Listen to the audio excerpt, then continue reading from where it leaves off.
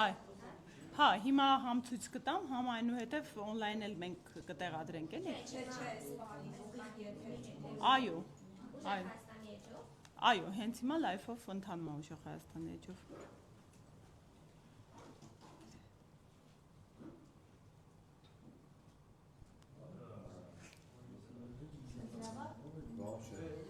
Ուզում եք ես խոսեմ, հետո անջատենք հենց արդեն կայքը ներկայացնելու։ Հա, մերսի շատ։ Նա ջան, էջով գնում է, չէ՞ լայվը։ Արամ այս տեսելու ուժեղացնեմ։ Լավ է։ Լավ է, թող մնա։ Հետո որ ես ընթացքի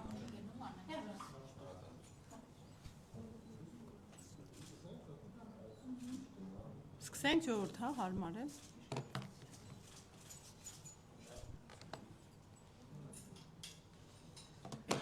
Ողջույն հարգելի զանգվածային լրատվության միջոցների ներկայացուցիչներ, հարգելի հայրենակիցներ, շնորհակալ եմ, որ ներկայ եք գտնվում այստեղ լուսաբանելու նպատակով։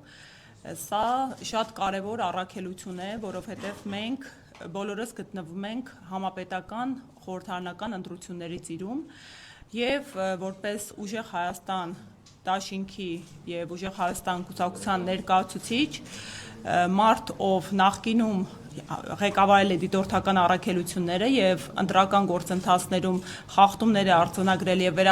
վերահսկողություններ իրականացրել դրանց օրինականության նկատմամբ բազմաթիվ ահազանգեր եմ ստանում, թե ընտրական գործընթացի չիմացության վերաբերյալ քաղաքացիներից հարցադրումներ, հա, ինչպես է իրականացվելու, ինչպիսի հարցեր են ունենալու, թե հարցադրումներ եմ ստանում եւ ահազանգեր ենք ստանում ենթադրյալ խախտումների վերաբերյալ, ինչը առավել քան մտահոգիչ է, որովհետև մեր քաղաքական ուժի, մեր դաշինքի առաջնահերթությունը Հայաստանի Հանրապետությունում ժողովրդավար եւ իրավական ընտրություններն են, ուղղակի հավասար, ընդհանուր եւ թափանցիկ։ Եվ մենք բացառիկ կերպով անհամեստորեն ասեմ հսկայական ներուժ ենք ներդնելու, որպեսզի քաղաքացիների համար ընտրական գործընթացի օրինականությունը մաքսիմալ ապահովենք։ Հիմա կարճ հակիրճ ներկայացնեմ մեր քաղաքացիների համար, ինչ է իրենց սպասում, որովհետև առաջին խնդիրներից մեկը, որը ես նաև հնարավորություն եմ ունեցել տեսնել հենց ընտրատեղամասերում, թե 2021 թվականի համապետական ընտրություններին, թե Գյումրիում, թե հետագայում, հա, վաղարշաբաթում, թե անգամ Երևանի ավականու ընտրություններին, դա քաղաքացիների ընտրական գործընթացի չիմացությունն է։ Մարդը մտնում է ընտրատեղամաս եւ չի պատկերացնում, թե ինչ է իրեն սպասում եւ քայլերի հաջորդականությունը։ Հակիրճ քայլերը նկարագրելու համար հետեւյալն է տեղի ունենում։ Քաղաքացին մտնում է ընտրատեղամաս, անպայման իր հետ պետք է ունենա անձը հաստատող փաստաթուղթ, ID կամ անձնագիր։ Հարգելի քաղաքացիներ, խնդրում եմ չմոռանաք, ընտրության գնում ենք անձը հաստատող փաստաթղթով, որովհետև այո, եղել են դեպքեր, երբ մարդը եկել է, հա, այդքան ժամանակ է ծախսել եւ իր մոտ արկա չի եղել անձը հաստատող փաստաթուղթ։ Առաջին քայլը մարդը մոտենում է մի սեղանի, որտեղ տեղադրված են սարքավորումներ, որոնք նույնականացում են իրականացնում։ Այս սարքավորումները 3 արդյունք կարող են ցույց տալ՝ կանաչ, դեղին կամ կարմիր լույս։ Բնականաբար կանաչի պարագայում ամեն ինչ նորմալ է, դեղինի կամ կարմիրի պարագայում լինում են որոշակի ընթացակարգեր։ Հնարավոր է տվյալ քաղաքացու անհատականացման խնդիր կա անձը հաստատող փաստաթղթով։ Հնարավոր է քաղաքացին տվյալ տեղամասային կենտրոնում գրանցված չէ։ Հարգելի հայրենակիցներ, մենք այսօր թողարկում ենք հատուկ կայքեջ պաշտոնական մարմին ու պետական մարմինները, պաշտոնական էջերը ունեն հատուկ ընթացակարգ, որտեղ դուք ձեր տվյալներով կարող եք նախնական ստուգում իրականացնել, թե որ տեղամասային կենտրոնում եք դուք գրանցված։ Սա կարևոր իրազեկում է ու ես կխնդրեի սա մաքսիմալ տարածել, որպեսզի քաղաքացին ընտրության օրը տեխնիկական խութերի պատճառով չզրկվեր իր հիմնական ընտրական իրավունքը իրականացնելու հնարավորությունից։ Այնուհետև, երբ քաղաքացին այս դեղին եւ կարմիր լույսի պարագայում հնարավոր է անձնագրային խնդիր, հնարավոր է տեղամասային կենտրոնի շփոթի խնդիր, քաղաքացուն ուղղորդում են հանձնաժողովի անդամները։ Եթե լրացուցիչ խոչընդոտ է տեղի ունենում, մենք այսօր հրապարակելու ենք թեժ գծի հեռախոսահամար, որը գործելու է թե նախընտրական շրջանում մինչև հունիսի 7-ը, թե հունիսի 7-ին ողջ օրվա ընթացքում, որի միջոցով քաղաքացիները կարող են ահազանգել հնարավոր միջամտությունների եւ ընտրախախտումների վերաբերյալ։ Սարքավորումից հետո քաղաքացին մոտենում է քվեաթերթիկների սեղանին, որի վրա դասավորված են լինում 1-ից 19 քվեաթերթիկները եւ ըստ հերթականության 1-ից 19 տրցակով հավաքվում եւ տրամադրվում են քաղաքացուն։ Այս սեղանի հետ կապված բավականին շատ խնդիրներ են ծագել ժամանակին տարբեր ընտրություններում։ Օրինակ, ընդհուպ մինչև եղել է իրավիճակ, որ մի քանի ժամով որոշ ընդդիմադիր քաղաքական ուժի քվեաթերթիկներ սեղանի վրա տեղադրված չեն եղել։ Հարգելի քաղաքացիներ, եթե ընտրության օրը այնպիսի իրավիճակ լինի, որ մոտենաք որևիցե քվեաթերթիկ, որևիցե համարի ներքո բացակայի սեղանի վրայից, անպայման ահազանգում եք ու պահանջում եք, որպեսզի բոլոր քվեաթերթիկները ձեզ տրամադրվեն։ Նաև հնարավոր է վնասված քվեաթերթիկ լինի, խնդրում եմ նաև դրան ուշադիր լինել, որովհետև եթե քվեաթերթիկը վնասված է եւ դուք ընտրություն եք կատարում, այնուհետև դա այդ քվեաթերթիկը անվավեր համարելու հիմք է լինելու։ Հետևաբար ձեր իմացությունը, իրազեկվածությունը հնարավորություն են տալու կանխարգելել հնարավոր միջամտությունները ընտրական գործընթացին։ Այնուհետև, երբ քաղաքացուն տրվում են 1-ից 19 քվեաթերթիկները եւ ծրարը, քաղաքացին մտնում է քվեախոց։ Քվեախոցում, հարգելի հայրենակիցներ, դուք բացառապես պարտավոր եք միայնակ գտնվել եւ լրացուցիչ որևէ վերահսկողություն, միջամտություն ձեր նկատմամբ բացառվում է։ Քվեախոցի պարագայում բացառությամբ, եթե դուք որևէ ֆիզիկական խնդիր չունեք եւ աջակցության ակնհայտ, իրավական հենքով կարիք չունեք, օրինակ մարդը ձեռքն է կոտրվել, հատուկ ընթացակարգ կա, ինչպես է նրան թույլատվություն տրվում եւ արձանագրվում է դա լրացուցիչ օգնությամբ, երկրորդ անձի օգնությամբ կատարելու իր քվեարկությունը։ Մարդը քվեախցում այդ քվեաթերթիկներից մեկը ընտրում է իր համար ցանկալի քաղաքական ուժինը, տեղադրում է ծրարի մեջ։ Մնացած քվեաթերթիկները, հարգելի քաղաքացիներ, դուք իրավունք չունեք դուրս բերելու։ Պետք է նետվեն քվեախցի մեջ արկա դիմացի փոքրիկ աղբար կղը։ Եվ այնուհետև քաղաքացին ծրարի մեջ տեղադրված քվեաթերթիկով ծրարը ձեռքին դուրս է գալիս։ Շատ կարևոր կարգավորում, որը նորություն է, հարգելի հայրենակիցներ, բոլորս հիշում ենք ապրիլի 7-ին հայտնի օրինագիծը, որը մի քանի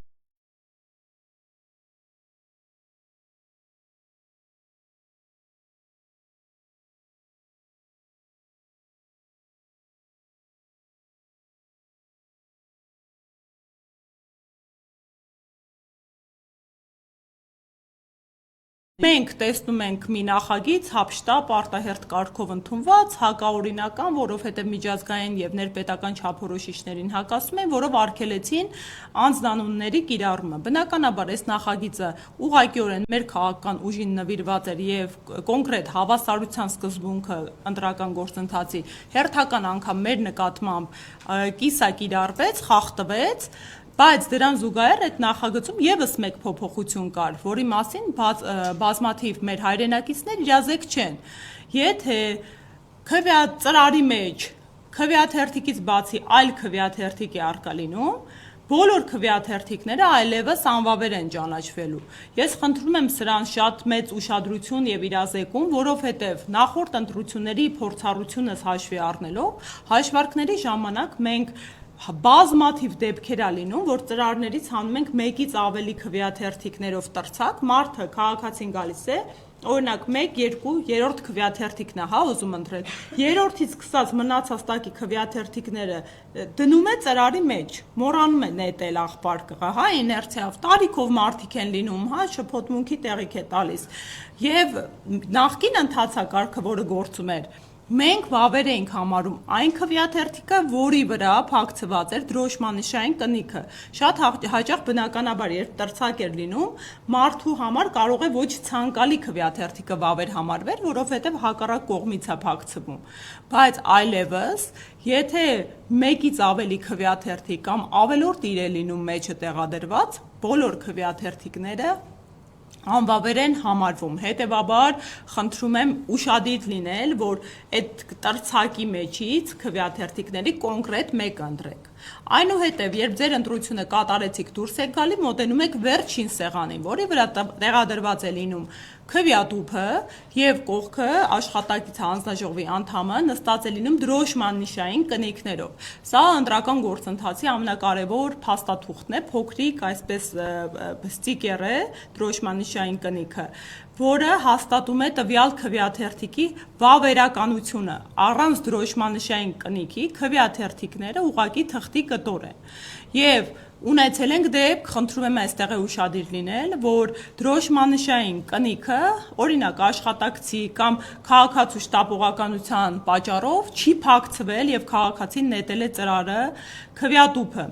Այս պարագայում պահանջում ենք, որպեսզի նորից զրոյականից արձանագրվի այդ հանգամանքը, որ առանց դրոշմանիշ նետվել է ծրարը եւ նորից քաղաքացուն սկզբից տրամադրվեն քվեաթերթիկները ծրարը ու նորից մարդը իր ընտրական իրավունքը իրացնի, որովհետեւ այստեղ տեխնիկական վրիպակի պատճառով չի կարող քաղաքացու ընտրական հիմնարար իր քաղաքական իրավունքը ավելի նվաստ կարգավիճակ ստանալ։ Հարգելիներս, սա ըստ էության հիմնական գործընթացն է արագացված ներկայացված, որը տեղի է ունենում։ Հիմա կուզեի իմ կողմից արձանագրված եւ գործընկերներիս կողմից այդ թվում ինձ փոխանցված ահազանգերի մասին խոսել։ Հատկապես ահազանգերը տրամաբանորեն օրվա իշխանության քաղաքական ու այդ տվյալ քաղաքական ուժի կողմից են արձանագրվում, որոնք ովքեր մասնակցում են այս ընտրապայքարին եւ հատկապես մեր քաղաքական ուժի պարագայում առաջին անգամ չէ, որ իրենց թույլ են տալիս վարչական ռեսուրսների շահարկում եւ կիրառում։ Առաջին հիմնական ահազանգը, որ ստանում ենք, դա այն է, որ քաղաքացիներին հրահանգում եւ ստիպում են լուսանկարահանել կամ տեսանկարահանել քվեախցիկում այն քվեաթերթիկը, որ ըստ էության իրենց ուժի օգտին տրվող քվեաթերթիկը։ Հարգելի հայրենակիցներ, սա ըստ էության արգելված արարք է, առաջին, երկրորդ, դուք հիմա հնարավորություն ունեք մտնել, քանի որ ընտրություններին այլևս չկա գրիչ եւ մատիտ, մարդիկ ընդհանրապես ընտրում են մի քվեաթերթիկը եւ տեղադրում են ծրարի մեջ։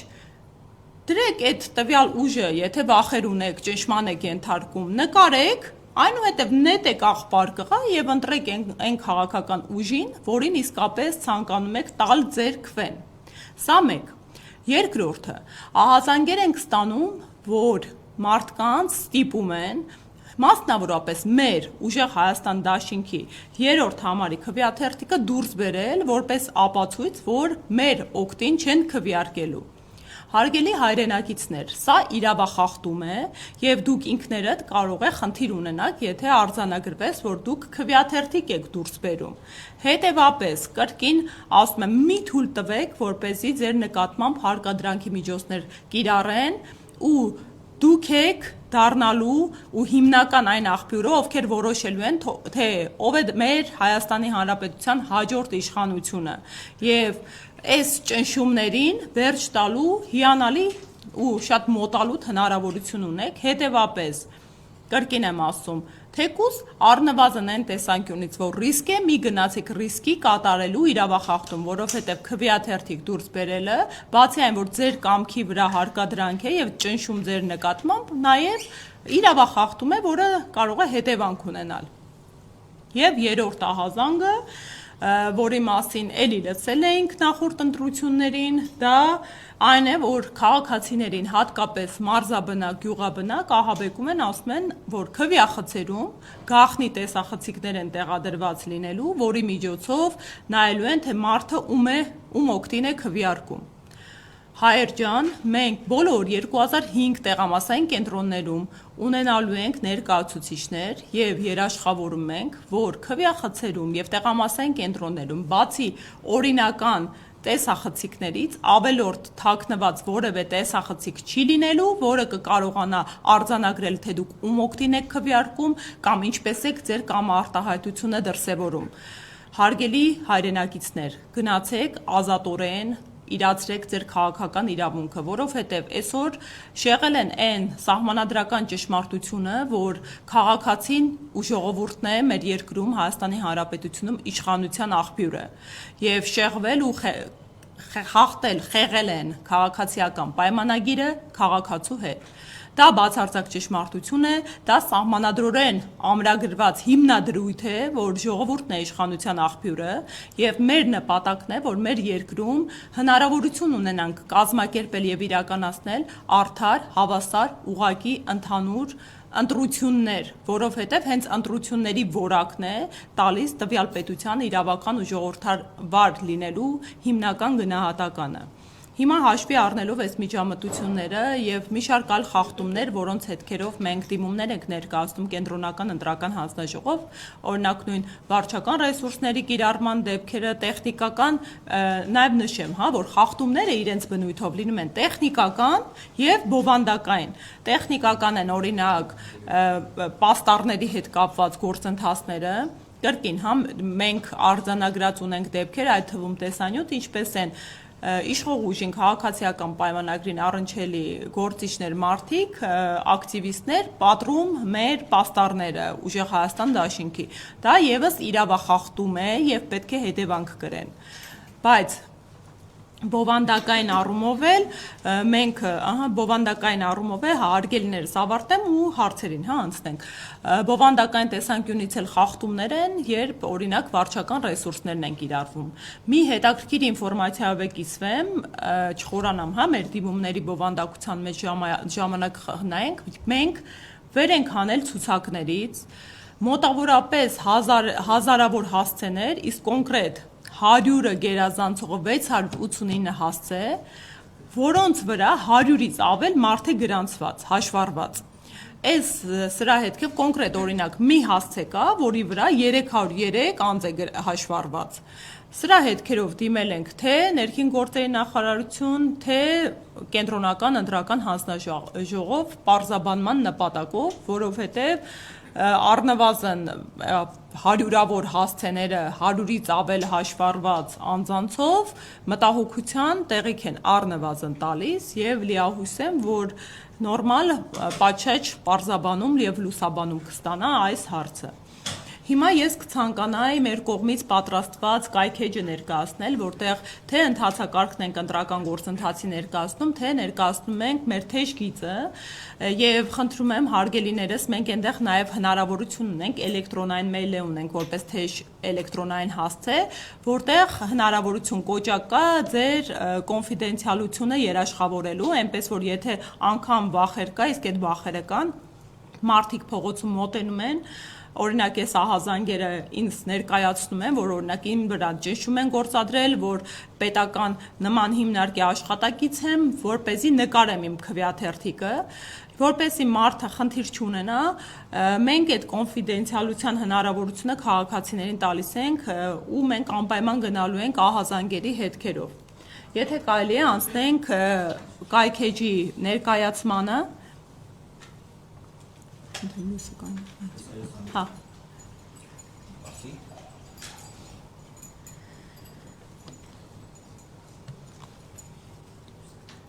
Ինչքան էլ որ քաղաքական ուժի ներկայացուցիչ եմ,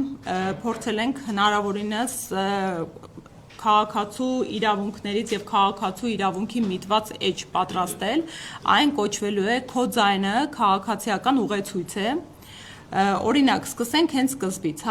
քվեաթերթիկը։ Մարդիկ անգամ պատկերացում չունեն, թե քվեաթերթիկը ինչ տեսք է ունենալու։ Քանի որ երեք հենց կենտրոնական ընտրական հանձնաժողովում արտահերթ նիստ էր հրավիրված եւ քվեաթերթիկների պաշտոնական տեսքը հաստատվեցին, ես մեր քաղաքական ուժի քվեաթերթիկի օրինակով բերեմ։ Տեսեք, հարգելի հայրենակիցներ, ձեզ տրվելու են ըստ համարների նման քվեաթերթիկներ, որի վրա նշված է համարը, այս դեպքում մեր պարագայում երրորդ համար, նշված է լինում ուժի անունը, Ուժեղ Հայաստան դաշինք եւ նշված են լինում առաջին, երկրորդ եւ երրորդ թեկնածուների անուն, ազգանուն, հայրանունները։ Շատ այստեղ մի հանգամանքի ուշադրություն հրավիրեմ 2021 թվականին երկու դաշինքների քվեաթերթիկների վրա, ընդդիմադիր դաշինքների, հայտնաբերվել էին առավոտյան տպագրական հետքեր, այս հատվածում տպագրական ավելորդ հետքեր։ Ես ահազանգ ստանալով իմ դիտորդներից, ովքեր գտնվում են տեղամասային կենտրոններում, դիմել էի կենտրոնական ընտրական հանձնաժողով եւ ԿԸՀ բազմաթիվ դիմումների հիմքով հայտարարեց, որ դա տպագրական հետք է եւ անվավերության հիմք չի կարող հանդիսանալ։ Եթե մենք չհազանգենք, շատ հավանական էր, որ հաշվարկի ժամանակ տվյալ քվեաթերթիկները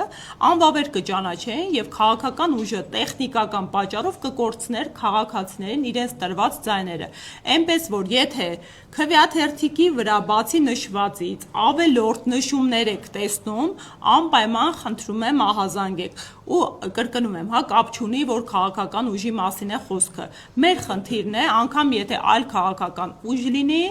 ես հավատարիմ եմ մնում իմ դիտորդական առաքելության ղեկավարի պատգամին եւ կրկին պատրաստակամ ենք բոլոր քաղաքական ուժերի պարագայում էլ խախտումները բարձրաձայնել։ Հիմա տեսեք, այստեղ հղում ենք տվել եւ մարդիկ կարող են մտնել այս կոճակով եւ ստուգե անցնելով Elections AM կայքեջին, որի մասին լրացուցիչ էլի էի տեսանյութ պատրաստել եւ ստուգել իրենց տեղամասային կենտրոնը, որպեսզի ընտրության օրը խնդիր չունենան, հասկանալու թե որտեղ են։ Խնդրում եմ անտարբեր միացեք ձեր տեղամասը ստուգելու կոճակի կողքով, որովհետև էլի ահազանգեր կան, բազմաթիվ քաղաքացիներ մոտենում են, ասում են, որ իրենց տեղամասային կենտրոնները նոր ցուցակներով փոփոխվել են։ Անգամ դեպք ունենք, երբ մի ընտանիքը նույն հասցեում բնակվող երկու ընտանիքի անդամներից մի տեղամասում են, այս պահի դրությամբ գրանցված երկուսին նոր տեղամաս են տեղափոխել, այսինքն ընտանիքի համար արհեստական անհարմարություն է։ Եվ ես շատ եմ խնդրում հատկապես փորձենք իրազեկել մեր երիտասարդությանը, որովհետև երիտասարդությունն է այն կապողողակը, ով օգտվում է էլեկտրոնային կայքեջերից եւ հնարավորություն ունի իր բարեկամների, ընտանիքի անդամների, հատկապես տարեցների համար այս ստուգումներն իրականացնել եւ իրազեկել ընտանիքի անդամներին։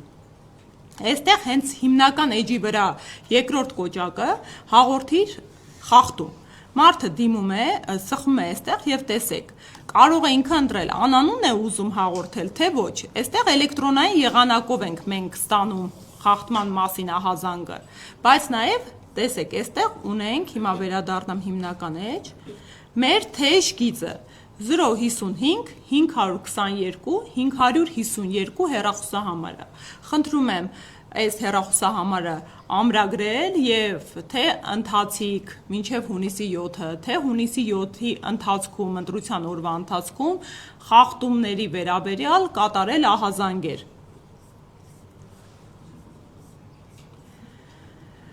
Այստեղ ինչպես են քվեարկում, ես այն ընթացակարգը, որ ներկայացրեցի, քայլերով տրված են, ու այստեղ տրված են դեպքեր ինչ անել, էլի դեպքերը տրված են, օրինակ ինձ ստիպում են ընտրել որոշակի կուսակցության օգտին, ահազանգը, քվեաթերթիկս վնասվեց, շատ հարցեր կան, որ քաղաքացին գնում է եւ շատ կարևոր է հանձնաժողովի անդամների վերաբերմունքը քաղաքացունի։ Իրականում ի պատիվ շատ հանձնաժողովականների, ես կրկին ընդգծեմ, որ բազմաթիվ ընտրությունների միջով եմ անցել, մարդիկ անկախ իրենց քաղաքական հայացքներից շատ պրոֆեսիոնալ մոտեցում են դրսևորում քաղաքացիներին այդ պայդուրությամբ խորհրդատվություններ են իրականացնում, ուղղորդում են, բայց ցավոք սրտի հակառակ պատկերն էլ ունենք, օրինակ նույն 2021 թվականին անձամբ ինձ հետ Երևան քաղաքում պատահած միջադեպ եմ ասում, հանձնաժողովի անդամը կրկին լինելով իշխանության ներկայացուցիչ այդ օրվա դրությամբ շատ անադեկվատ վարքագիծ էր դրսևորում, ընդ որում իր վարքագիծը քրեական օրենսգրքով արգելված արարքների շրջանակում էր տեղավորվում, խոչընդոտում էր թե դիտորդների, թե հանձնաժողովականների բնականոն օրենսդրությամբ թույլատրված գործերը, օրինակ արձանագրումը խախտումների։ Այնուհետև իհարկե բնականոն ընթացքը վերականգնվեց պետական մարմինների միջամտությունից հետո, բայց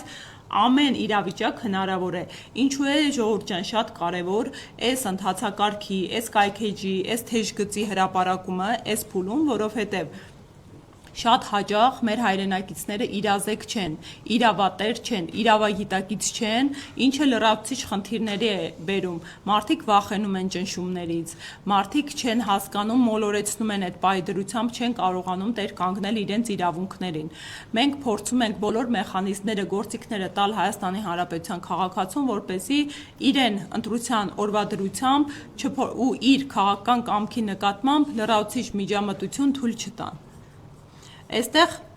արդեն ներկայացրեցի ստուգիր եւ հաղորդիր թեժ գծերը, նաեւ ասեմ, որ մենք եռալեզու ենք կայքեջը պատրաստել, որովհետեւ կրկին հայրենակիցներ ունենք, որ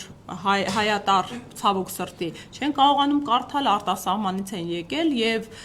օրինակ նույն անգլերենով բազմաթիվ հարցումներ են, անում, ասում են կարող եք անգլերեն տեքստեր ուղարկել, որպեսզի ծանոթանանք, այնպես որ եռալեզու կայքից օգտվելու հնարավորությունը կա։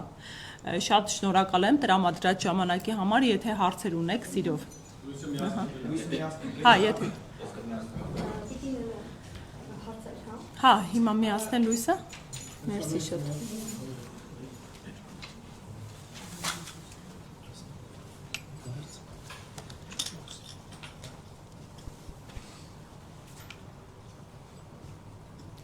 Ահա, լսում եմ։ Մի հարց ձեր կոնկրետ վերաբերող հայտարարել են, որ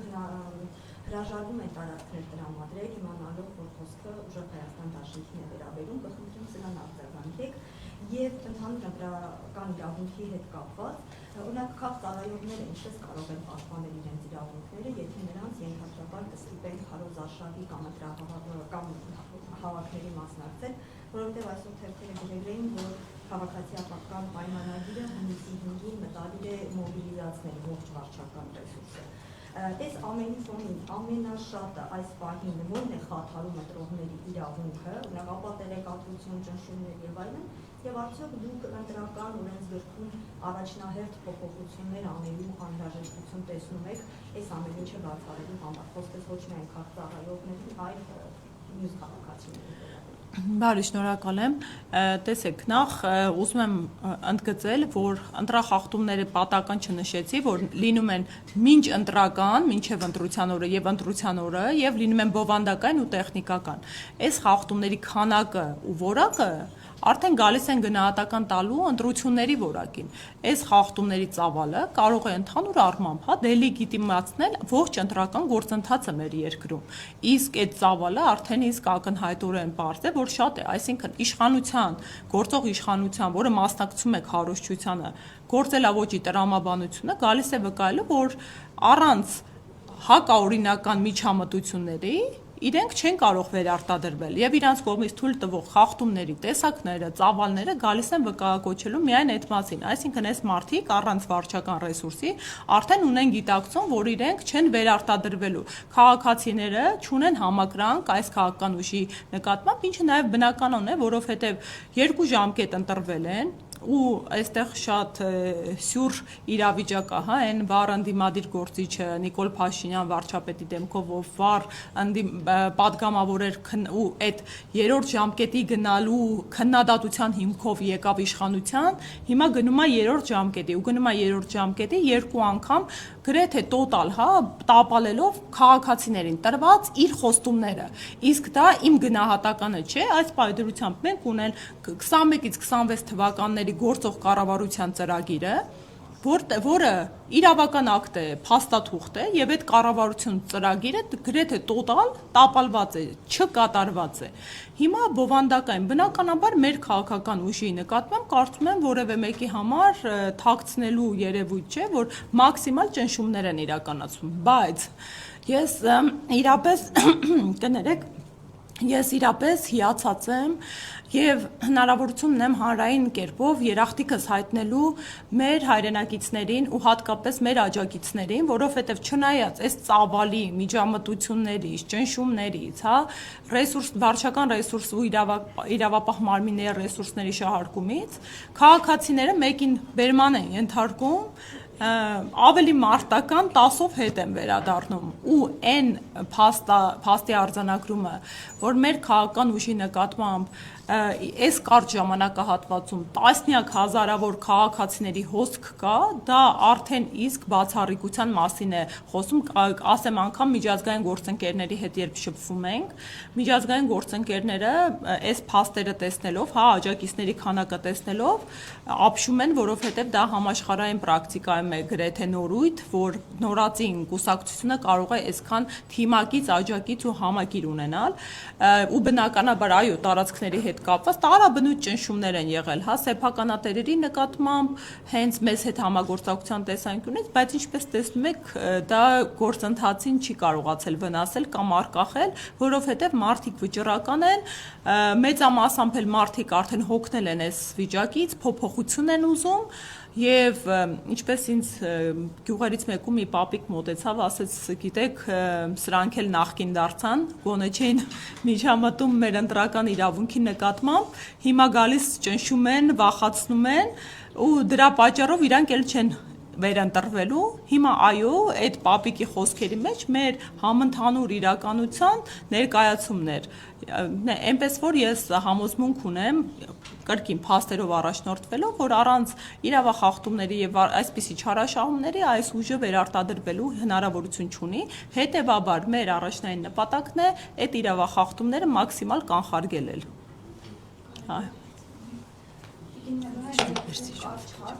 Նախորդի ձեր դիտորդական առաքելության ընթացքում երբ արձանագրել եք բազմաթիվ խախտումներ, դրանք ինչ արձագանք են ստացել, արդյոք պատշաճ արձագանք ստացել են, թե ոչ, հետևաբար եթե հիմա խախտումներ եք արձանագրում, ինչ ակնկալիքներ ունեք, դրանք կստանան արձագանք, թե ոչ, եւ մեկ հարցեր Նիկոլ Փաշինյանի այսօրվա հայտարարության հետ կապված, Տավուշի մարզում նա կրկին անդրադարձել է ուժեղ Հայաստան կուսակցության ղեկավար Սամվել Կարապետյանին իր խոսքերն է մեջբերում, նա իր ելույթի ընթացքում ասաց, որ Սամվել Կարապետյանին պետք է որոշ դարձնի։ Սա դուք սպառնալիքի այդպես եք դիտարկում, որ երկրի ղեկավարը սպառնում է, փորձում է ընտրություններին ընդառաջ, այսպես ասած, ճնշել քաղաքական ուժին եւ նրան ղեկավարին։ Տեսեք, դիտորդական առաքելության գործունեության վերաբերյալ նախ առաջին ասեմ, ցավոք սրտի 2021 թվականին ես բավականին սեղմ ռեսուրսներ ունեի, իմ անձնական միջոցներով, իմ հասարակական կազմակերպությամբ, մեր հայրենասեր հայրենակիցների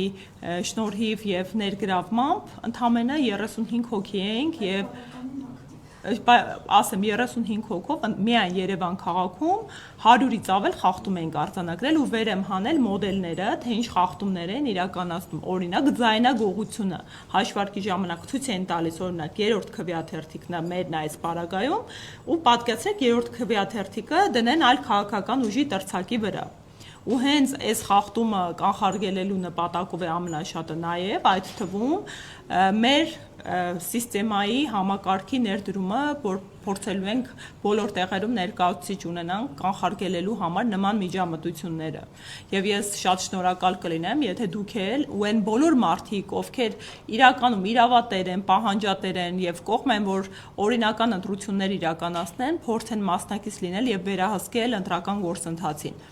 Բայց քանի որ օրինակ նույն 2021 թվականին ես այնքան մասշտաբ չունեի, որ այդ խախտումների քանակով ու տեսակով ցույց տայի, որ դա կարող է ընտրական գործընթացի վրա էական ազդեցություն ունենալ, բնականաբար այդ արձանագրումները ընդունվեցին ի գիտություն թե ԿՀ-ի, թե միջազգային կառույցների կողմից, բայց չունեցան հետևանքներ։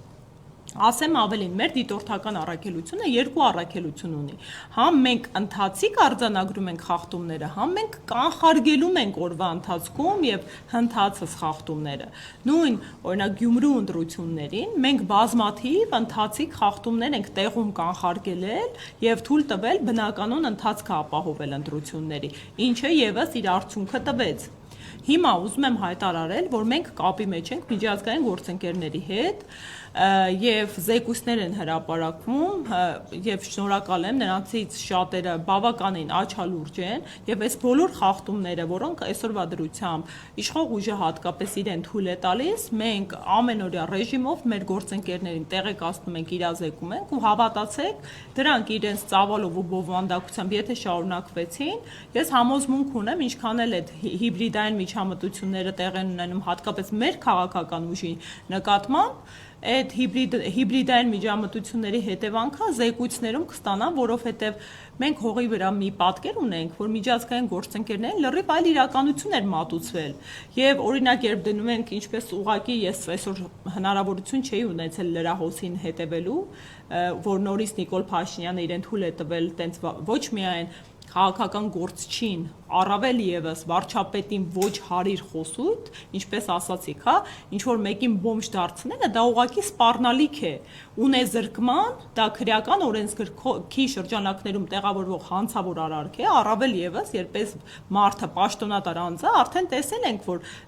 իրականացրել է սպառնալիքներ ու դրանք կյանքի են կոչվել, օրինակ հեծի այս չակերտավոր ազգայնացման գործընթացը, որը բացահայտ կերպով մարդու սեփականության իրավունքի խախտում էր, ոտնահարում էր, որը կրկին, հա, օրենսդրական գործընթացների շրջանցմամբ տեղի ունեցավ, արտահերթ նախագիծ բերեցին, որի վերաբերյալ միջազգային արբիտրաժային դատարանը կայացրեց որոշում, պահանջելով դադարեցնել այդ գործընթացները, իսկ դուք գիտեք, որ Հայաստանի Հանրապետությունը ոչ միայն Նյույորքյան կոնվենցիայի վավերացված անդամ է, այլև մենք ունենք Կիպրոսի Հանրապետության հետ երկկողմանի ներդրողների շահերը պաշտպանող համաձայնագիր ու նման համաձայնագիր տասնյակ պետությունների հետ ունենք ու դա մեր միջազգային, մեր պետության միջազգային վարկանիշին ահռելի հարված էր ու ինչ տեղի ունեցավ անգամ կներեք այն աշխատակիցը կառավարության միջազգային հարցերով ներկայացուցիչը ով իրեն թույլ տվեց ասելու որ միջազգային արբիտրաժի որոշումը կատարման ենթակա է նրան Նիկոլ Փաշինյանը ազատեց աշխատանքից եւ ասեց որ կառավարությունը միայն ինքն է կներեք Հարգելիներս, սա իրավական պետության համար անթույլատրելի վարքագիծ է, նույն մարդու իրավունքների եվրոպական դատանի նախադեպային պրակտիկա գոյություն ունի։ Միեդը ասում է, որ պաշտոնատար անձը արդեն իսկ իր կարգավիճակով կաշկանդված է նման խոսույթ կիրառելու։ Օրինակ ես Գոհար Մելոյանս ավելի լայն իրավունքներ ու հնարավորություններ ունեմ որպես քաղաքացի, քան նա Նիկոլ Փաշինյան վարչապետը եւ մնացած բարձրաստիճան պաշտոնատար անձինք, որովհետեւ այդ պաշտոնը, այդ մանդատը ոչ թե առավելություն է, այլ պարտավորվածություն է ու պատասխանատվության շրջանակ է։ Իրենք երբ ընդունում են այդ պաշտոնը, ի պաշտոն է ավելի շատ սահմանափակումներ ունեն, որովհետեւ իրենք ավելի հանրամատչելի են, ավելի շատ հանրային շրջանակներ են իրենց հետևում եւ իրենք սահմանադրորեն պարտավորված են զսպվել միայն այն իրավունքներով, լիազորություններով ու գործառույթներով, որոնք իրենց տվել է սահմանադրությունը եւ օրենսդրությունը, օրենքը։ Իսկ այս մարդիկ բացահայտ կերպով օրը ցերեկով, այսպես ասած, գնում ու սպառնալիքներ են հնչեցնում։ Սա էլ է հիբրիդային միջամտություն, նորմալ երկրում էս մեր գործընկերները, որոնք բազմաթիվ ներկայացուցիչներ այսօր ունեն Հայաստանի Հանրապետությունում, ահա որ վատ արձագանք կտային, բայց ելի կրկնեմ, դիտորդական առաքելություններից շատերը, ովքեր հիմա երկարաժամկետ դիտորդություն են իրականացնում, մենք օրինակ առիթ ունեցանք իրենց ցույց տալու Նիկոլ Փաշինյանի նախորդ խայտարակ տեսանյութը, հիշում եք, հա, բժշկուհի տիկնոջ հետ, ինչ բառամթերք օգտագործվեց ուղղված ընդդիմադիր ուժերին, որոնք մասնակցում են այս գործընթացներին, այդ թվում նաև մեզ, այդ խայտարակ բառապաշարը լսելուց այդ մարդիկ ուղղակի ապշել էին, հա, չէին հավատում, որ հնարավոր է ոչ միայն քաղաքական գործիչը, այլև երկրի վարչապետը իրեն թույլ տալ, օրինակ կներեք վերարտադրեմ, բայց ես մի եզրույթը արդեմ, հա, կազդցնելու եմ եզրույթ, որը ուղղակի սպառնալիք է, որովհետև կրկին եմ ասում, այնպես չի ինքը ասել է անցել է առաջ։ Կոնկրետ մեր պարագայում, մեր առաջնորդի պարագայում, պարոն Կարապետյանի, մենք դեպք ունենք, երբ այն հայտնի եկեղեցուն մոտ տրված կարճ 1 րոպե տևող հայտարարությունից հետո վարչապետ Նիկոլ Փաշինյանը Facebook-յան արագ-արագ ստատուսներ գրեց եւ այդ ստատուսները կյանքի կոչվեցին շատ հրատապ կարգով, հա, իրավապահ մարմինների կողմից, այնպես որ սա եւս արձանագրելու է եւ սա եւս որակազրկում է միջազգային գործընկերների արչեւ մեր ընտրական գործընթացի արդարությունը, ասեմ ավելի, մենք ունենք գործընկերներ, դիտորդական առաքելություն, որը արձանագրել է, որ մեր քաղաքական ուժի պարագայում հավասարության սկզբունքը արդեն խախտված է, որովհետև ի տարբերություն ընտրական գործընթացի մասնակցող բոլոր քաղաքական ուժերի, մեր պարագայում մեր առաջնորդը Սամվել Կարապետյանը հնարավորություն չունի մասնակցելու նախընտրական քարոզչությանը։ Սա շատ կարևոր արձանագրում է, որովհետև տեսեք, դատարանը պարոն Կարապետյանի նկատմամբ բոլոր սանկցիաները ըստ էության վերացրել է։ Նա տնային կալանքի ներքո է գտնվում, միայն մեկ հիմնական սահմանափակմամբ չի կարողանում լքել իր տան տարածքը, այսինքն նպատակը բացառապես նրա ազատ տեղաշարժի հնարավորությունը սահմանափակելն է, ինչը անհավասարության միջավայր է ստեղծում մեր քաղաքական ուժի համար։ Ֆակտոր TV Արփի Հակոբյան, մեջբերում եմ ես քիչ առաջ հակակոռուպցիոն կոմիտեի եւ ԱԱԾ-ի համատեղ գործողությունների արդյունքում հրապարակված հայտարարությունի հատված Հիշով կեքից այսօր փողուզիչ տվին ընձի միլիոնը տվել են, Սամվել Կարապետյանը կոնկրետ փող է բաժնում, մեծահարուստ է, այդ փողերը, որ բաժնում է ում ջանից պիտի հանի։ Տիկին Մելյան, նմանատիպ ձայնագրություններ գրեթե ամենօրյա ռեժիմով են տարածվում եւ փաստորեն հիմա ներքաղաքական հակակոռուպցիոն կոմիտեն համագործակցում է ԱԱԾ-ի հետ։ Ինչի մասին են այս ամենօրյա ձայնագրությունները, օրինակ իշխանությունը ասում է, ընտրակաշառքի մասին են պարզ լսվում է, դուք հերքում եք, բայց եթե իսկապես որևէ ընտրակաշառքի դեպք չկա, որևէ այսպես խախտումներ չկան այդ ձայնագրություններում, ինչու է գրեթե բոլոր ձայնագրություններում նշվում, որ այս բաց կապով է, զանգել այդքան ասեցինք բաց կապով մի խոսեք, ձայնագրություններից մեկում նաև Գոհար անունն է լսվում, ես չգիտեմ դա դուք չեք, կխնդրեմ անդրադառնալ նաև դրան, ինչպես նաև Ալեն Սիմոնյանը օրերս Ֆակտոր TV հերթություն անդրադառնալով այս ձայնագրություններին ասաց, որ դրանք պետք է կոնկրետ հետևանքներ ունենան, իրավական նկատի ունենալով, ինչի մասին է խոսքը, արդյոք մտածում եք, որ այս մասով հնարավոր է նաև առանձին քրեական վարույթ նախաձեռնել հենց այս դեպքով, այս դրվագով, եւ կխնդրեմ ասեք, թե ինչ փուլում է Սամվել Կարապետյանի քաղաքացիություններից հրաժարվելու հարցը, քանի որ վերջերս նա կոնկրետ չէր պատասխանել մեր այդ հարցին, շնորհակալ եմ։ Շնորհակալ եմ հարցադրման համար ու իրապես շնորհակալ եմ, որ այս հարցը բարձրացրեցիք, որովհետև կուզեի անդրադառնալ։ Տեսեք, մենք այս ձայնագրությունների հետքերով եւս դիմում ենք միջազգային գործընկերների, որովհետև սա խայտառակ միջամտություն է մեր քաղաքական ուժի նկատմամբ եւ սա ակնհայտ կերպով թիրախավորում է մեզ։ Նախ առաջին հերթին հայտարարություն անեմ ու պնդում կատարեմ, մենք բնավ կարիք չունենք կաշառք բաժանելու, որովհետև այն բնական հոսքը դեպի մեր քաղաքական ուժ, եթե տեսնում եք, այդ չի ենթադրում կաշառք, ինչի համար կաշառք բաժանենք, հա, մարդիկ ինքնաբերաբար մեծ սեր հարգանք են վայելում ու գալիս են այս անգամ այս ճնշումների պարագայում անդամագրվում են մեզ, այդ մեկ ու դրա մասին վկայում են այն բազմա մարդ հավաքները, որոնց դուք ականատես եք լինում։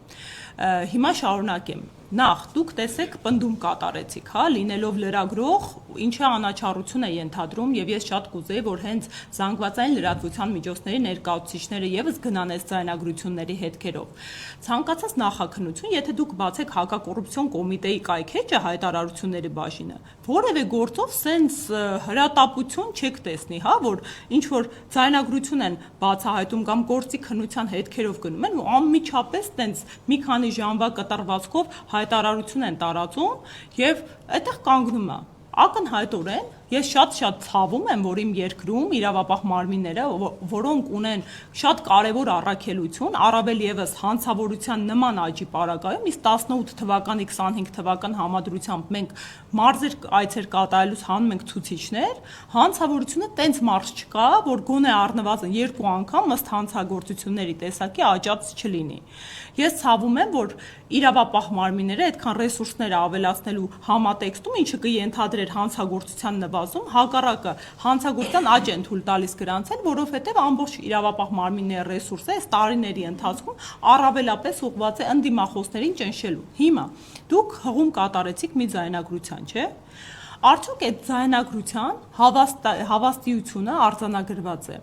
Արդյոք այն անցել է փորձաքննության։ Արդյոք ովքեր են այդ ձայնագրության մեջ խոսող անձինք։ Արդյոք նրանք սադրիչներ չեն։ Արդյոք ընդհանրապես ապացուցվել է այդ մարդկանց առնչելիությունը մեր քաղաքական ուժին։ Այս 5 հարցներ ունեն ոչ պատասխան։ Ու մենք արդեն նախորդ տարի հնարավորություն ենք ունեցել Սրբազան պայքարի գործով ականատես լինելու էլի մի շատ հնչեղ հայտնի ձայնագրության, որը շուրջ 1 ամսից ավելի շրջանառվեց, հետո փաստաբանները կաշկանդված լինելով նախաքննության գաղտնիքով չէին կարողանում նյութեր հրապարակել։ Հենց արդեն նախաքննության փուլը ավարտվեց ու դատարան փոխանցվեց գործը, փաստաբանները հրապարակեցին, որ այդ հայտնի ձայնագրությունը մի քանի ձայնագրություններից կտրված հատվածներ են, որոնք խմբագրվել են մի ձայնագրության մեջ։ Արդեն մենք ունենք փաստացի իրավիճակ, որ քաղաքական գործով խմբագրված ձայնագրություններ հրապարակվել մանիպուլատիվ նպատակով։ Հիմա հակակոռուպցիոն կոմիտեի ձայնագրությունները կարող եք ասել ինչի համար են ծառայում։ Ուրեմն ամեն առավոտ, ասեմ ավելին, մենք տես չենք հրապարակում նաև այն ահռելի միջամտությունները մեր քաղաքական ուժի, մեր գրասենյակների նկատմամբ, որոնք տեղի են ունեն, որովհետև անգամ այդ միջամտությունների պարագայում մեր հանդեպ հոսքը մարդկանց ավելի է ուժ գնանում, որովհետև փոքր երկիր ենք, փոքր քաղաքներ ենք, փոքր գյուղեր ենք։ Երբ որ ապօրինաբար գալիս են 10-20 մարդու բերման են ենթարկում, ձերբակալում են, այն գյուղը վրդովումը չի հանդուրժում այդ 10-20-ի փոխարեն 100-200-ը գալիս են մեզ աջակցելու։ Հիմա ամեն օր գրեթե ամենօրյա ռեժիմով արդեն հեսա 400-յակին կհասնենք։ Մարդ է ձերբակալվում մեր քաղաքական ուժից, նոր կարմիր գիծել են հատում, մարդկանց տանում են մարմիններ, քնչական ու թույլ չեն տալի փաստաբանների մուտքը։ Իսկ ինչ են անում այդ ձայնագրությունների հետ։ Ձայնագրությունները վերցնում են պաշտոնատար անձինք, նախարար, վարչապետ, падգամավոր ու Facebook-ապետության տրամաբանության մեջ սկսում են ռիլեր ու փոստեր անել։ Կարող է որ իրանք այդ ռիլերի փոստերի տեղը մի քիչ գործ անեն, այսքան վատ չլիներ մեր երկրի վիճակը։ Իսկ երկրի վիճակը շատ վատ է։ Աղքատությունը ցույց են տալի մի տոկոսով նվազել է։ Մարզեր ունենք, օրինակ Տավուշն ու Վայոց ձորը։ Աղքատությունը գրեթե կրկնապատկվել է։ Միտեղ 25%-ից է հասել 38%-ի, միտեղ 18%-ից հասել է համարյա 40%-ի։ Գյումրիում հասել է 43%-ի աղքատությունը։ Դուք պատկերացնում եք այդ ինչ ցուցիչ է։ Կարող է ժողովրդագրությամբ զբաղվեն, ասենք բնակչության աճը, որը բնական աճը մեր երկրի -40% է դարել, էլի համեմատությամբ ասեմ ավելին, ընդամենը 2 տարվա։ Այսինքն մահերը ծնելիությանը գերազանցում են։ Ամուսնալուծությունները տոկոսով ավելացել են, ամուսնությունները պակասել են, ծնելիությունը պակասել է, ասեմ ավելին։ Երևի քիչերն են տեղյակ նոր պետական նպաստի մասին, եթե 14 թվականից ի վեր ընտանիքներին, 3-4 երեխայի համար տալիս էր պետությունը 1 միլիոն դրամ, իսկ 5-րդ երեխայից սկսած 1.5 միլիոն դրամ, այլևս սեպտեմբերի 1-ից, եթե այս իշխանությունը մնաց, ցանկացած երեխայի համար ընդամենը 500,000 դրամ նպաստ են տալու։ Ինչու՞։ Դեմոտիվացնում է պետությունը բնակչության աճը։ Իսկ ինչու է դեմոտիվացնում։ Այն էլ մեր բնույթի ազգերի համար, որոնց բնակչության նվազումը կարող է ճակատագրական ելք ունենալ։ Հիմա որ ասեմ 300,000 ադրբեջանցի, կասեն մտածածին թեզ է։ Իսկ ում մտածածին թեզն է, այդ որտեղից ենք վերցրել։ Ալիևը ասում է, իրենք հաստատում են։ Ադրբեջանը չի ըստ այսօրվա իշխանության տրամաբանության մեր անվտանգության երաշխավորը։ Իսկ մեր բնակչությանը ինչ որ մեկը իրազեկել պատմել է, որ Ալիևի հովանավորությամբ Արևմտյան Ադրբեջանի համայնք է ստեղծվել։ Այդ մարդիկ գնում են կազմակերպություններ են, միջազգային կառույցներում մակում եւ մնացած կառույցներում ելույթներ են ունենում, հայտարարություններ են տարածում ու պահանջում են Արևմտյան Ադրբեջանի վերականգնումը։ Իսկ ինչ որ մեկը մեր հայերից ներկայացրել է, որ այդ Արևմտյան Ադրբեջանը ադրբեջանցիների տրամաբանությամբ այդ թվում Երևանն է։ Իսկ ինչ որ մեկը ասել է, որ այդ մարդիկ, եւ որ այդտեղ եթե թեկուս այն կոնտեքստով են գնում, որ ինչ որ ժամանակ ապրել են, իրանք փոխհատուցումներ են ստացել, իրանք իրենց կամքով լքել են արցախահայության պես ցեղասպանության չեն ենթարկվել ու բռնի տեղահանվել։ Օրինակ այդ նույնը ոնց որ մենք հիմա Կիրովաբադ վերադառնալու պահանջատիրությամբ ներկայացնենք։ Չունենք, չէ՞, տենց պահանջատիրություն։ ուզում եմ ասել ինչի եմ այս համադրությունները բերում։ Այդ հակակոռուպցիոն կոմիտեի ձայնագրությունները մտածածին են, իրենք միակ նպատակը ունեն մեր քաղաքական ուժի հանրային ընկալումը որոշակիորեն հարվածելու, հեղինակազրկելու, բայց կրկին ասում եմ, հո այս երկիրը փոքր է, մարդիկ իրար ճանաչում են, եղելության մասն է շատ լավ գիտեն։ Այդ միակ նպատակը կատարում են մարդուն, ով Facebook-յան իրականությունում ապրում, իր իրականությունը մանիպուլացնելու, ինչը չեմ կարող չհերքել, այս իշխանության մոտ հիանալի ստացվում է։ Մի բանում իրենք շատ հմուտ են, դա մեդիա դաշտում մանիպուլյացիաներ կատարելուն ու հավասարը չունեն։ Մենք ճշմարտախոսության կանխավարկածով ենք գալիս ու կրկին ասում եմ, թող օբյեկտիվ քննություն իրականացնեն։ Չի կարելի իրավապահ մարմիններին ծառայեցնել նման արհեստական միջամտությունների։ Բաց կապի մասին չխոսեցիք։ Կրկին եմ ասում, օրինակ եթե Սադրիչա հատուկ ասում է, վայ բաց կապով զանգի։ Ասում եմ դուք գիտեք ովքեր են այդ ձայնագրության մասնակիցները։ Ես չգիտեմ։ Ես այդ ձայնագրություն, իսկ ասում եք գոհար անունա տրվել, մեր քաղաքական ուժում 2 գոհար կան, կարող է հատուկ տրվում մեզ թիրախավորելու նպատակով։ Արդյոք դա հաշվի չեք առնում։ Կրկին ասում եմ, այդ ամենը պետք է փորձաքննվի, այս երկիրը ի վերջո գոնե թղթի վրա իրավական ու ժողովրդավար է։ Իսկ այդ ամեն ինչ հիմա իրենք անում են, դա այդ ժողովրդավարության ու իրավականության տրամաբանությանը հակասում է։ Ես ինչ պնդում արեցի, որ դուք ասացիք պնդում եք անում։ Չէ, դուք ասում եք նման ընթերցեցիք, հղում կատարեցիք ձայնագրությանը, ասում եք նման ձայնագրություն կա, որը ասում են ու որը ձեզ կավորում են։ Ըստ էության դուք այդ ձայնագրությանը հավաստիության կանխավարկածով եք մոտենում։ Չէ, ես ձեզ հարցնում եմ, ասում եմ իրենք հրապարակն են, ես փաստ եմ ասում, փաստը չէ որ հակառակ։ Որ վերադառնաք ձեր ձայն, հա, ես փաստ է, որ վերադառնաք ձեր հարցադրմանը կտեսնեք ինչ պնդում էր, էլի, երբ ասում եք ձեր ուժի վերաբերյալ նման ձայնագրություն։ Դե ես էլ ասում եմ, ես ասում եմ, որ այդ հաղորդագրությունները ունեն հավաստիության լրջագույն խնդիր եւ ես կխնդրեի հենց որպեսզի դուք զանգվածային լրատվության միջոցների ներկայացուցիչներդ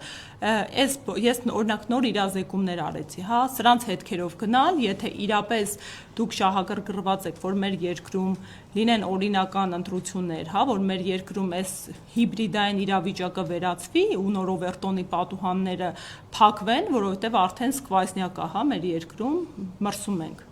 Իրապես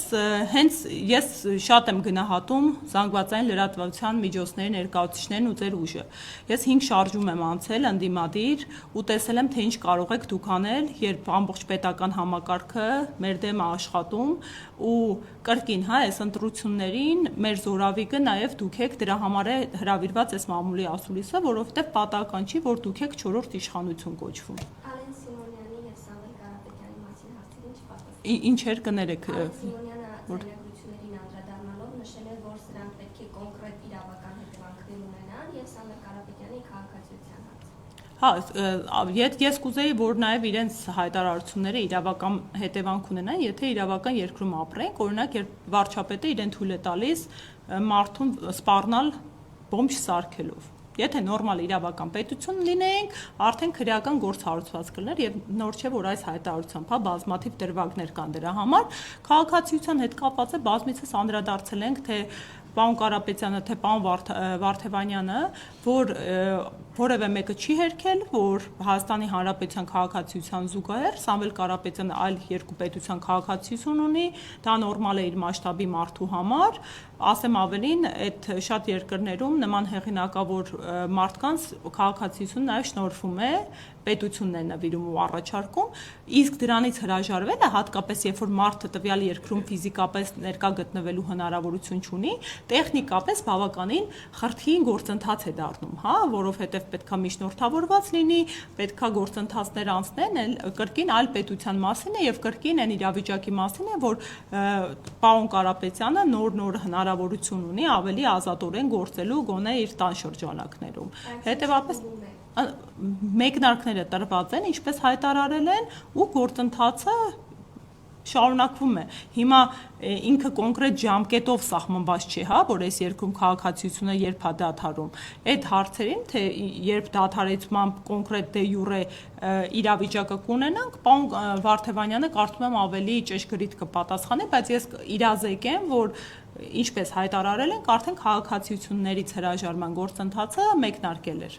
Տիկին Մնոյան, կապված Նարեկ Կարապետյանի Ռուսաստանի քաղաքացիություն ունենալու հետ, ինքը հայտարարել էր, որ իրավական ճանապարհով կգնա, կարող եք մանրամասնել այս պայծրությամբ ինչ նորություն կա։ Բնականաբար դատական գործեր կա զրպարտություն, վիրավորանքի, որովհետև դա անհեթեթություններ հերթական, հա, հիբրիդային միջամտություն, այսինքն մարդը իր ողջ կյանքը միայն Հայաստանի Հանրապետության քաղաքացի է եղել, ոնց որ հիմա ամեն օր մենք զարթնենք, մի հատ մանիպուլատիվ նույն քաղաքացիական պայմանագրի պաշտոնյաների հետ կապված կարող է շատ էլ ավելի հավաստի թվան, հա, ինչ որ տենց փաստաթղթեր հրապարակենք, որոնց հավաստիությունը կասկածելի է։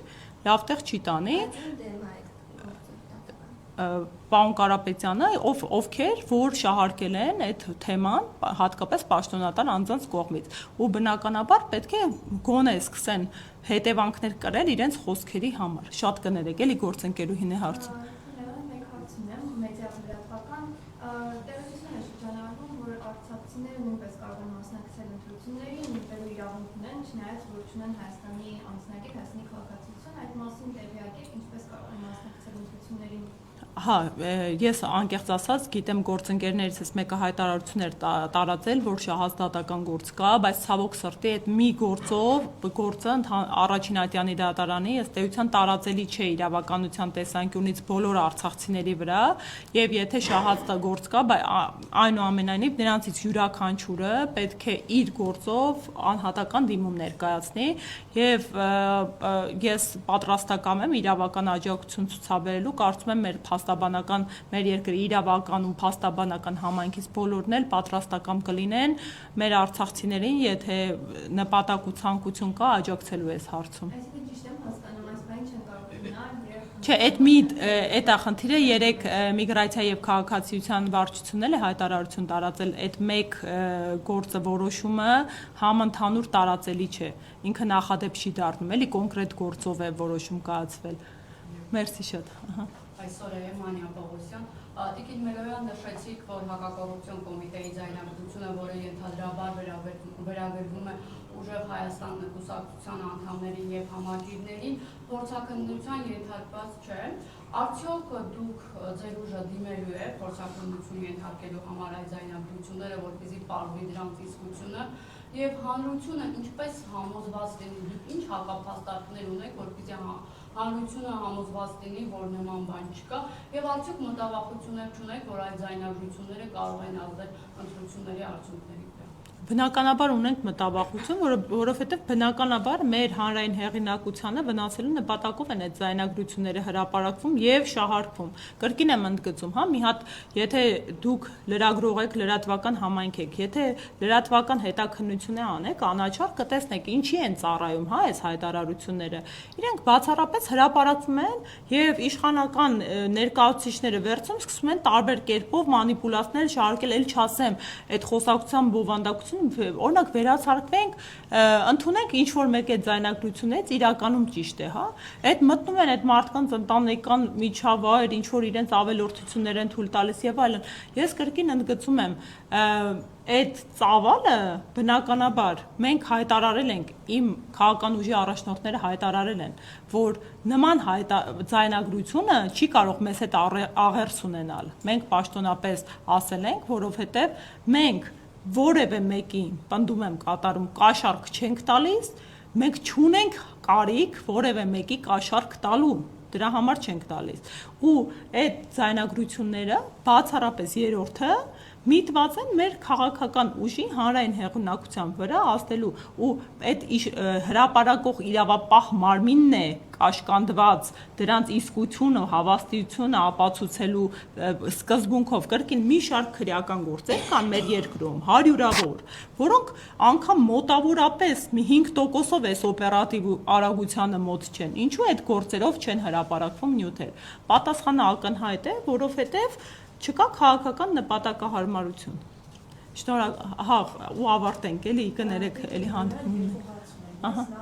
աջակցակից ստանում եք ահազանգեր, որոնք մոտավորապես 30-40 հասցեներում մոտեցել են, փոխել են ընդդիմության, մասնավորապես Ուժեղ Հայաստանի ու Հայաստան Դաշնքի պաստառները ու պարզվել է, որ դա ՔՊ-ի հետ կապող կեղծ դպիրն է։ Ինչպես է մեկնաբանում իրավիճակը ու արդյոք ինչու համաչափ արձագանք չկա իրավապահների կողմից, ու երկրորդ հարցը Հայաստանի Հանրապետության օրենքով 2-ից 5% հավաքած ու 5-ից 20% ձայն հավաքած քաղաքական ուժերը, կուսակցությունները, որոնք չեն մտնում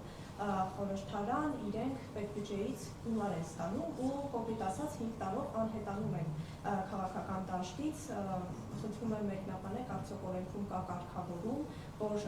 տվյալ քաղաքական ուժերը ինչ որ հստակ գործունեություն ծավալեն պետբյուջեից ֆինանսավորելու համար։ Շնորհակալ եմ։ Ես ճիշտ ասած ընթացքում որ ասում եմ, հենց այդ դպիրի դեպքն էլի նկատի ունեի, որովհետև մեզ էլ են ուղարկվել այդ ձայնագրությունները, քաղաքացիական պայմանագրին առնչվող այդ հանրային կերպարը, ինչ որ քաղաքացու հետ շրջում է եւ պաստառներն են փոխում, դա վարչական իրավախախտում է եւ իրավապահ մարմինները արդեն հանրամատչելի տեսանյութ է։ Օրինակ, կարելի է հարց ուղղել ձեր կողմից իրավապահ մարմիններին, արդյոք հետևանք կրել են այս երկուսը, վարչական պատասխանատվության ենթարկվել են այդ իրավախախտման համար, որովհետեւ ինքը արձանագրված փաստ է։ Ու բոլոր այն մարդիկ, ովքեր պաստառ են փչացնում, վնասում, դա կրկին ուզում եմ հանրայնացնել, որ վարչական իրավախախտում է։ Հետևաբար այդ մասով ես լիահույս եմ, որ հետևանք կկրեն այնուամենայնիվ, sense բացահայտ ամենաթողության միջավայրում չենք։ Ինչ կվերաբերում է այո կուսակցությունների մասին սահմանադրական օրենքում կա այդ կարգավորումը, որով նվազագույն շեմը չհաղթահարած ուժերին ըստ տոկոսային հարաբերակցության բանաձևեր է տրվում, որ պետական սուբսիդիաներ են տրամադրվում, ասեմ ավելին, այդ փոփոխությունը 2020-ից հետո է կատարվել, մինչ այդ հստակ գումարեր, շատ ավելի փոքր գումարի մասներ խոսքը տրվում պետության կողմից որպես ֆինանսավորում քաղաքական ուժերին, կուսակցություններին ու ոնց որ գործընկերներից կարծեմ դուք եք հարցադրում տվեցիք օրենսդրական փոփոխությունների մասին, ես որպես մասնագիտությամբ իրավաբան ու ավելի նեղ մասնագիտացված այս քաղաքական ընտրական գործընթացներում բնականաբար պատկերացումներ ունեմ մի շարք փոփոխությունների մասին, որոնք պրակտիկայում կկատարելագործեն իրավիճակը ու ավելի կմինիմալիզացնեն ընտրական խախտումները, բայց ասեմ ավելի շատ ոչ թե որակն է ընտրական օրենսգրքի կամ բացերի արդյունքում են, այլ դրանց շրջանցելու խախտումների արդյունքում են, տեղի ունենում ընտրական իրավունքի ոտնահարումները, հետևապես այստեղ բնականաբար էլի վերանայումների տեղիք տալիս է։ Իրականում այդ ֆինանսավորումը պետական նպատակ ունի համաշխարհային պրակտիկայում բռնելու ձեռքը փոքր կուսակցությունների քաղաքական դաշտը լավարկելու, որպեսզի իրենք հնարավորություն ունենան մասնակցելիության տեսանկյունից, մրցունակ լինելու ավելի խոշոր քաղաքական ուժերի հետ, որովհետև էլի այդ նույն կարգավորման մեջ այն քաղաքական ուժը, որը ավելի մեծ ֆինանսական հնարավորություններ ունեն, իրեն չի տրվում այդ սուբսիդիան։ Եթե առողջ միջավայր լիներ, չունենանք այս նախադեպային պրակտիկան, այդքան փոշիացումների հնարավոր կարելի էր շատ դրական վերաբերել, բայց մենք ցավոք սրտի տեսնում ենք այդ որ փոքր քաղաքական ուժերի մասնակցելիության տեսանկյունից ըստ էության բավականին ձայն է փոշիանում, ինչը բացասաբար է անդրադառնում քաղաքական դաշտի վրա։ Կներեք էլի արդեն ավարտում ենք։ Դուք պատրաստվում եք դա դիտալ Նիկոլ Փաշինյանին, որ Սամվել Կարապետյանին լրտեսեն անվանում։ Եթե չեմ սխալվում, արդեն գործընկերներս ընթացք են տալիս այդ բոլոր հայտարարություններին, էլի ավելի ճիշտ պարոն Վարդևանյանը մանրամասները կներկայացնի, բայց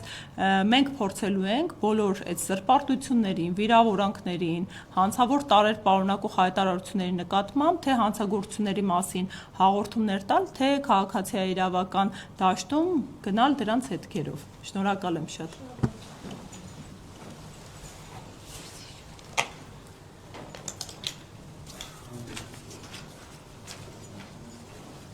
Merci շատ ժողովուրդ ջան,